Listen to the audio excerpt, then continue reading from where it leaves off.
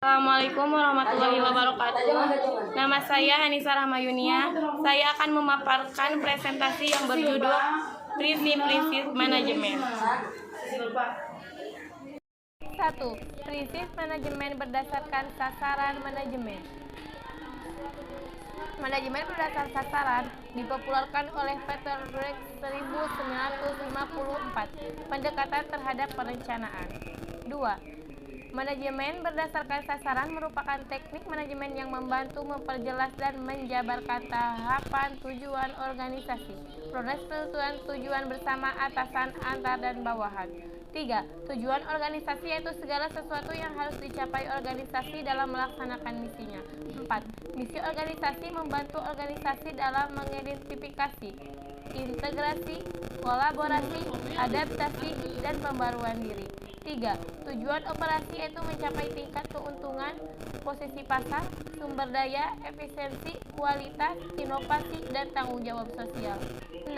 Supaya tujuan-tujuan tersebut tercapai, manajer harus menetapkan sasaran atau aktif terlibat dalam proses penentuan sasaran. Redin 1971 MBO atau manajer berdasarkan sasaran dapat efektif jika mengandung unsur-unsur berikut. 1. Komitmen pada program. Keterlibatan setiap tingkat manajer sangat dibutuhkan karena manajer berdasarkan sasaran membutuhkan banyak waktu dan tenaga. 2. Penentuan sasaran pada tingkat puncak, yaitu sasaran harus operasional dan dapat diukur akan manajer bawah mempunyai gambaran yang lebih jelas dan dapat melihat hubungan pekerjaan yang dilakukan dengan pencapaian tujuan organisasi. 3. Sasaran individu, yaitu menentukan tujuan setiap tingkat, maka diperlukan kepercayaan, kerjasama, dan dukungan. 4. Peran serta aktif semua tingkatan manajer. 5. Otonomi dalam pelaksanaan rencana, yaitu setiap individu mempunyai keleluasaan memilih sarana untuk mencapai sasaran. 6. Penilaian prestasi, ada evaluasi secara terprogram untuk menilai kemajuan menuju sasaran. 7. Keunggulan. 1. Pengelolaan cenderung lebih baik karena keharusan membuat program. 2. Peran dan fungsi struktur organisasi. 3. Individu mengikat diri pada tugas-tugasnya. 4. Pengawasan lebih efektif. 8. Kelemahan. 1. Tidak mudah menanamkan pemahaman tentang konsep-konsep dan pemberian motivasi kepada bawahan. 2. Tidak mudah menentukan tujuan dengan memberikan kesempatan kepada para anggota untuk berpartisipasi. 3. Tidak mudah menilai prestasi kerja karena tidak setiap prestasi dapat diukur secara kuantitatif. 2. Prinsip manajemen berdasarkan orang.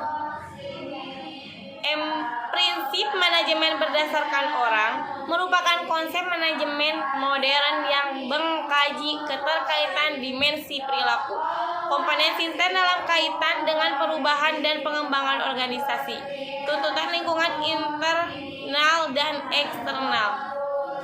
1. Manajer bekerja pada lingkungan yang selalu berubah, konflik. Perubahan perilaku dan perubahan organisasi merupakan bagian esensial dari manajemen inovasi sebagai dampak globalisasi di berbagai bidang kehidupan.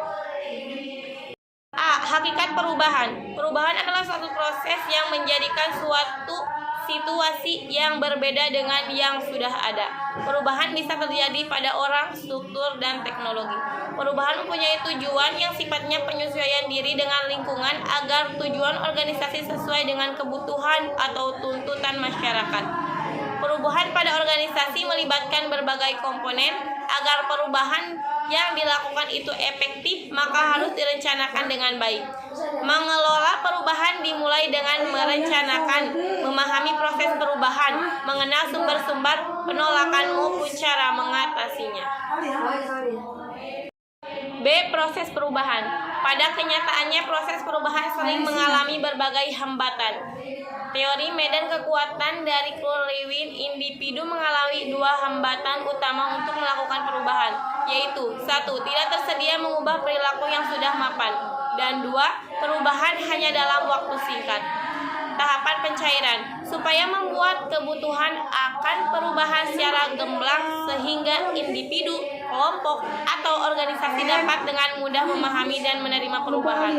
Tahapan pengubahan yaitu tindakan komodifikasian organisasi yang membutuhkan agen perubahan yang terlatih untuk membantu perkembangan nilai, sikap, perilaku yang baru.